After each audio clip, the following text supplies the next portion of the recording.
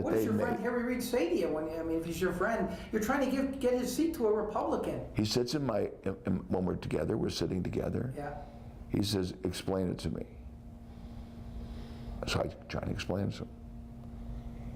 And he listens, and then he does whatever he does. Look, I spoke to Charlie Rangel when the Affordable Care Act came out. He's a friend of mine and a very powerful Democrat. Congressman from New York, in case anybody doesn't know. Go ahead. And I'll do an imitation of Charlie Rangel. Steve, when Nancy Pelosi says that we have to pass the Affordable Care Act in order to find out what's in it, it is as ridiculous as it sounds. That was actually pretty good.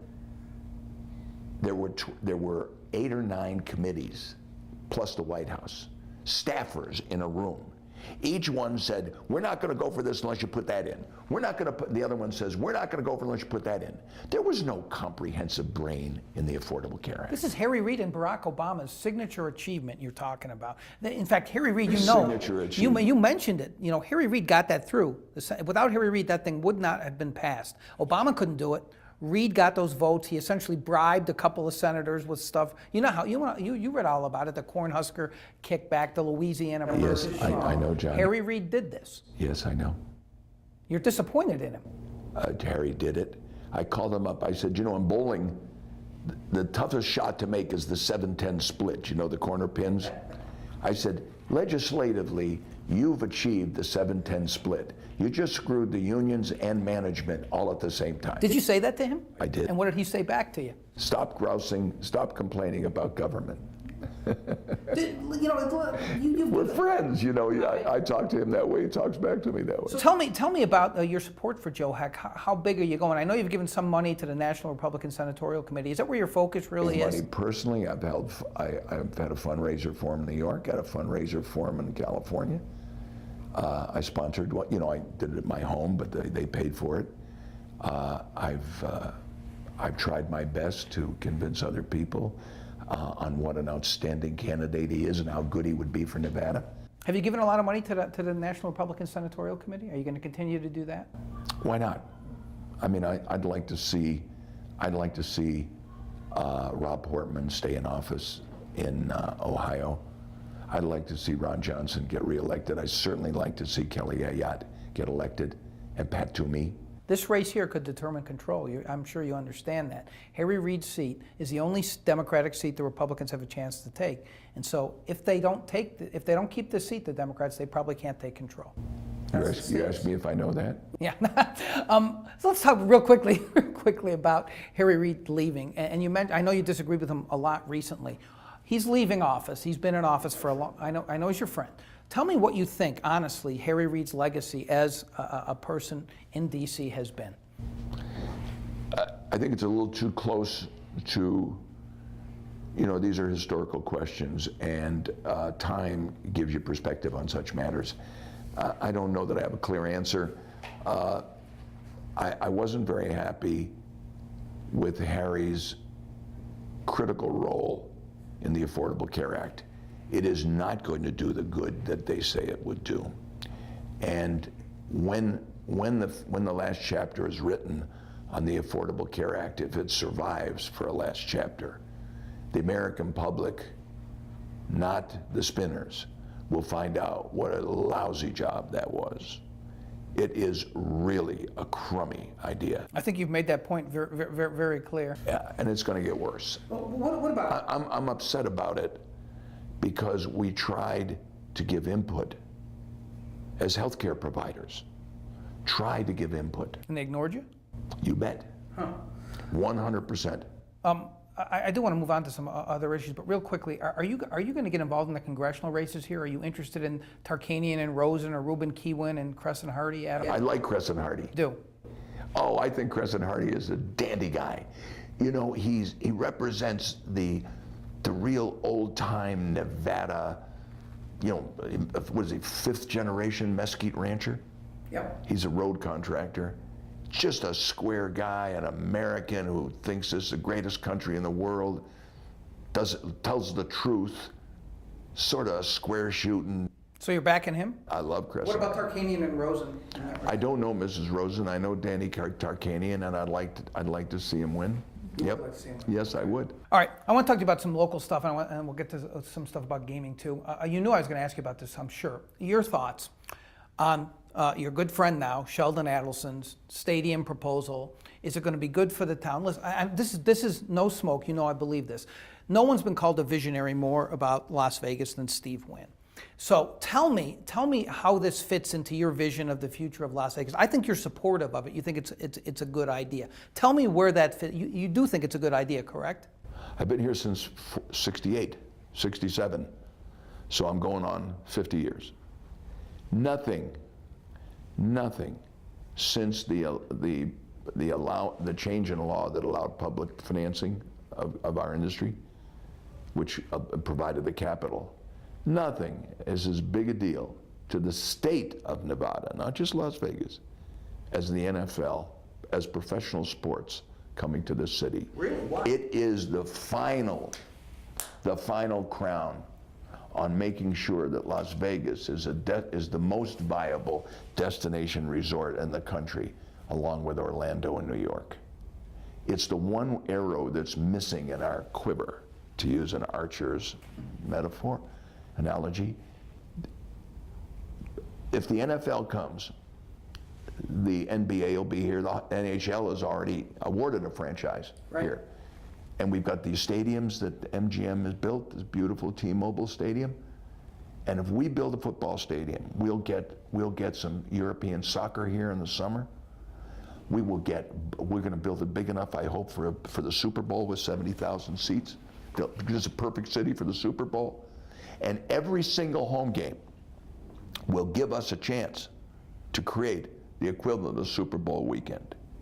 The NFL coming to Las Vegas is the best thing that I have seen in terms of underwriting the employment security of all the people who work in the resort industry, for underwriting the flow of room revenue taxation to the stakeholders. You know, the room tax goes to Boulder City, Henderson, North Las Vegas, not just to the Convention Bureau. Nothing will underwrite the success and the occupancy of this town as much as professional sports coming here. It is the biggest beneficiaries is Caesars and MGM, with 40,000 rooms of MGM, 25 or 30,000 at Caesars. Adelson and myself are rather small by comparison. But the Fertittas, everybody who works in this industry, their job security, this is like an insurance policy for job security. It's an insurance policy to make sure revenue from to the state's general fund that comes from the gaming tax will be steady and growing. Make no mistake about this, John. Make no mistake. The arrival of professional sports in this city is the biggest single game changer in the last 25 or 30 years or 40 years, as far as I'm concerned. If we miss this opportunity, we ought to be arrested.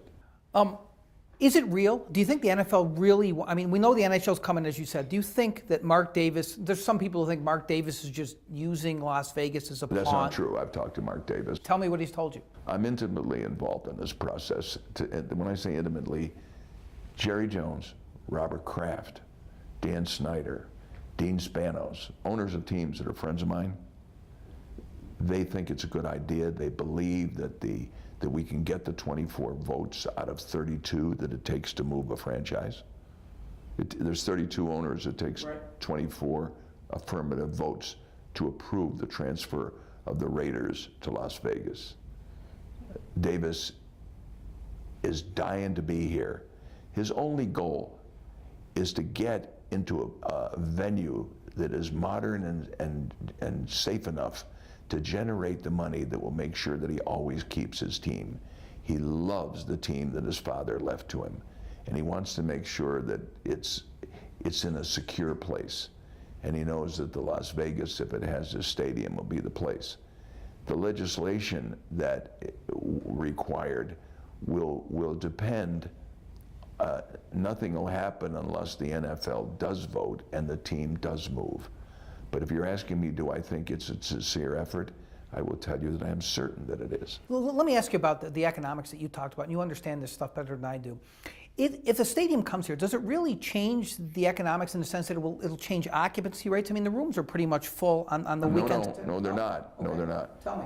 No, the occupancy rate in the town is 80-odd%. And so it becomes 100% if this... No, it'll pick up 5, 6, 7 points of occupancy. You are talking about a massive event. You take the occupancy rate up 10% in Las Vegas, the impact that has on all other forms of revenue and employment and profitability of the industry, which affects the wages and the job security of all the people that work in the industry, the cash flow and taxes from the gaming revenue, and the sales tax from the shopping and the restaurants. 10% increase in occupancy in Las Vegas is a thermonuclear event. You believe that'll happen? Absolutely. Professional sports coming to Las Vegas is the crowning event. We have great convention facility, and this bill will include an expansion of the convention. Yes, as long as it's in the same bill. Okay. Number 2, we have the greatest single inventory of fancy rooms in the world. There's 160-odd thousand rooms. 80% of them are first-class rooms, 4-star and better. The menu of restaurants, shopping, entertainment is unmatched anywhere in the world. There are more tickets sold for entertainment in one night on the Strip in Las Vegas than in New York City and all of Broadway in a week, maybe. Huge. This city can't be duplicated. And if it has professional sports, that is the coup de grace. Oh, man. You know, I haven't been here quite as I'm salivating for this to happen. I can tell. I haven't been here quite as long as you. I've been here since '84, and I've always wanted to see professional sports come here. I come from a place, Buffalo. We won't talk about the Super Bowls, but a place that has professional sports. I'd love to have it come here. But I think there are serious public policy questions involved, and you talk about the economics. There's no public policy question about what public. Okay, let me ask you about it, and you can tell me it's not an issue. That is the issue of how this is financed, and this will be room tax. Are you going to let me ask the question? You can tell me I'm wrong. You like doing that, but let me just ask you this: it's the largest public infusion of money into a stadium ever in the history of the United States. Most publicly funded stadiums do not turn out to be good for the public. Tell me why this is different. Good question. The money, public infusion, that tends to suggest that the citizens of Nevada are paying for it. False. Totally, completely false. I didn't say that, I said room taxes. Public financing, meaning, but it's the people from outside the city that come here. Still tax money that our legislators have to be stewards of. But that's the business of the resort industry and the pricing of the industry. That's our business. We pass it on to the visitors, just as we should. And and when we do, the higher the occupancy, the better the public that lives in Nevada is because of this. This room tax is not the same thing as the sales tax and stuff like that, which is paid by the people of Nevada. But room tax has changed, though, Mr. Wynn. When you first started in the business. Yeah, I know it's changed. And now it used to be almost all for tourism-related things. Now only 35% of it is. 39% goes toward education. Usually, this is going to be taking a 1% room tax increase and directing it toward this project. $750 million. John, I hope the people that are listening to this program or watching get this straight. By having professional sports, we increase the occupancy in this city. We increase the security, the certainty that the money will flow from the room tax to all the people who benefit from it. This adding the stadium and adding to the room tax makes the cash flow of the room tax to the people who benefit from it even stronger. It makes the general fund of the state even stronger. It underwrites the job security of the employees even more. It increases the profitability of the hotels, which allows for expansion. This is what the free market is all about. It's time for people to understand that unless there's growth, things shrink. Las Vegas needs professional sports. The room tax is paid by folks who come from out there to here. You know, in the past. Don't worry about it. It's irrelevant, and it's unsophisticated, and it is a terrible disservice to yourself not to get on board this football team. I think it'd be great if pro sports here, and I appreciate you telling me that I'm unsophisticated for all my viewers. That you would be unsophisticated. I'm just joking. But there's serious questions about the room tax. You and I have followed this for a long time, and actually your representative on the stadium committee, Kim Sinatra, talked a little bit about this. To me, it seems like the gaming industry has been very protective, maybe to the point of being overprotective about room tax increases. You finally agreed to an increase a few years back that would be directed toward education. You remember? I led that particular thing myself. Exactly. And Wynn was in the forefront of that. You're absolutely right. And then the legislature took the money and diverted it from education. And I know, and Kim Sinatra talked about being upset about that. She's very upset about it. And I am upset about it because I had to do it in spite of Terry Lanny. You know, I went to my old office to tell him we were going to do it. And because you know that, speaking for myself and my ex-wife Elaine, who've been involved with education in this state for decades, trying to make it better, and teacher salaries have something to do with that. It's not the sole thing by any means, but it was the right thing to do at the time, and the money got diverted, unfortunately. Hopefully, if we can get Las Vegas growing at a more robust rate, then we will have more money in the general fund to address other things that are important in the state. And that's where we get back to what are the drivers of prosperity in this state? What really moves the needle? Now, it's not complicated. The only thing that has ever improved the living standard of any human in the history of civilization is the demand for our labor. The people watching this program, their lives get better when the demand for their labor increases. They can get paid more money and have a better life. Where does the demand for the labor come from? The private sector. Job formation. Release the stranglehold of regulation on the formation of small businesses. Everybody says every time they ever talk about a tax cut, oh, you're trying to give your money to your billionaire friends. Baloney. What most people don't understand is that the personal tax rate in America is the business tax, not the corporate tax, because 90% of the small businesses in America pay tax as a partnership, as individuals, because they have limited liability corporations or partnerships.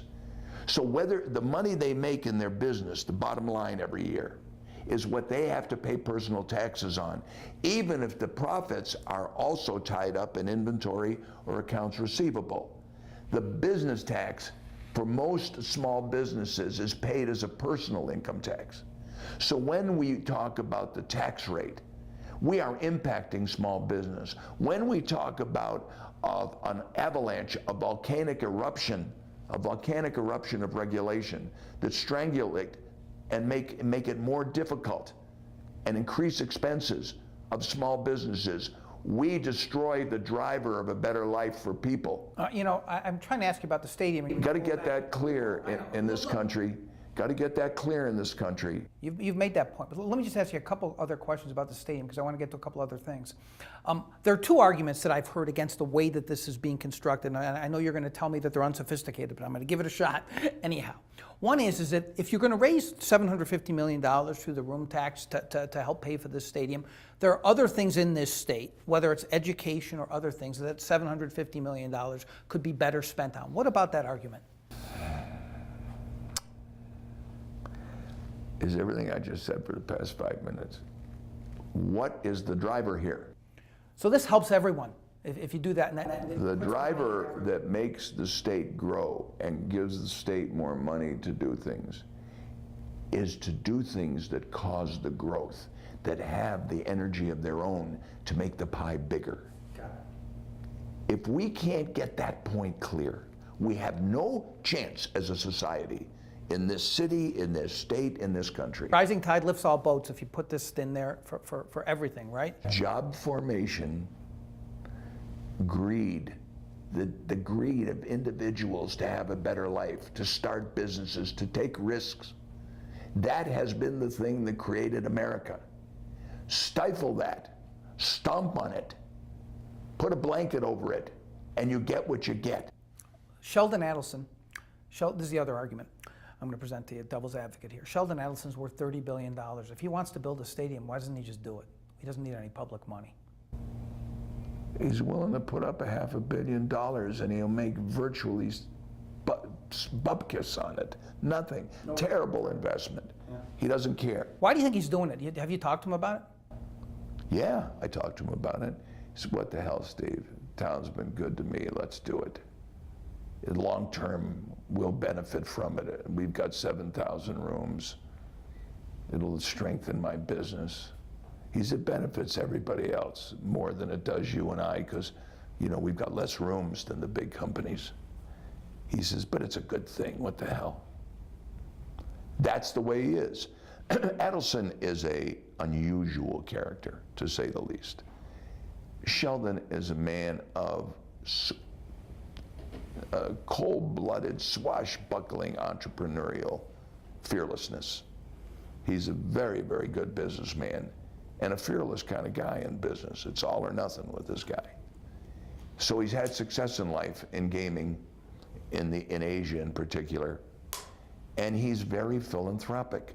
His school here is a big deal, the Adelson School. He's a tremendous supporter of Israel, as you know, but he supports a lot of other stuff. But he's a man of very strong opinions, very strong opinions. And he's not a guy who has a lot of self-doubt. So when Sheldon has a strong opinion, he stands on it and speaks up and doesn't give a damn what other people think. And occasionally that makes him appear to be belligerent. And I suppose he can be. But when he's on the right side of an issue, he's a force to be reckoned with. And he's on the right side of this professional sports in Nevada issue. And I hope everybody else has the common sense to see it. This is one of the great things that's come down the pike to us. I've never seen you be this enthusiastic about anything. It's very interesting. I haven't seen anything that's as black and white positive as having the NFL. You have the NFL and the NHL in Las Vegas, you'll have the NBA. And you'll have all the foreign hockey, all the soccer teams from London, Manchester United, they'll all be coming over here to play. The influx of every single sports fan, it's still the biggest single driver of tourism is sports. Sports and music are the big movers of people recreationally. Las Vegas has got everything but professional sports. You think it gets through the NFL owners? You really think they can get 24? It is, look, I'm buddies with several of them, and they all tell me it'll be okay. Now, such predictions and statements are meaningless until the day that the vote comes. And you need 24 out of 32 for the transfer to take place. And so that's the only time we'll ever really know for sure. But my friends who are owners assure me that they have full confidence that the NFL wants to come to Las Vegas. They finally realized what an opportunity. Can you imagine what happened if they started having Thursday nights football in Las Vegas? It's so hypocritical, though. Hasn't even any kind of barriers to come in here with all the betting that goes on. As if you bring it here, you can't bring it here. And there's so much betting on the NFL that has nothing to do with Las Vegas. They've gotten over that. Yeah. They're going to play games in London where the people watching the game can bet play-by-play on their phones. The NFL's gotten past that. And they believe in the integrity of the booking operations here in Las Vegas. But can you imagine if we had Monday night or Thursday night football here? How about changing the weekend to 4 days? Try and do that. Try and see if any politician or any other outspoken person can change the weekends to 4 days. You have Thursday night or Monday night football in Las Vegas, you change the economy here. Now, I don't know how anybody can't see this. This is like a train coming through your living room. You're going to lobby legislators? You haven't done it too often in the past. I'm going to lobby the legislatures. I'm going to lobby the legislatures on behalf of all the employees in the gaming industry and the citizens of Nevada. If this train passes us by, we ought to be ashamed of ourselves. You're getting involved in it. I'm up to here, John. Okay. Let's talk a little bit about the gaming industry and the future of the gaming industry. You seem pretty bullish again on Las Vegas. Tell me about Paradise Park and why you decided to start design. And you haven't brought it to the board yet, I gather. That you're not ready. I am not. You're not ready. It's the most complicated, fun, challenging thing of my career in Las Vegas, which is now on its 49th year. We have this fabulous piece of real estate. And we have our own water rights that date back to the Desert Inn Water Company that I bought. It doesn't interfere with the water supply of the valley. This is private water that was under the Desert Inn. And that gave us a unique opportunity. And I've thought of that golf course for the past 15 years that I've owned it as the great future thing in the company that could help change Las Vegas for the better. And so I put the golf course, the new one that Tom Fazio and I designed in 2001, I put that golf course in as a placeholder. It's a beautiful golf course and I love living on it with Andrea.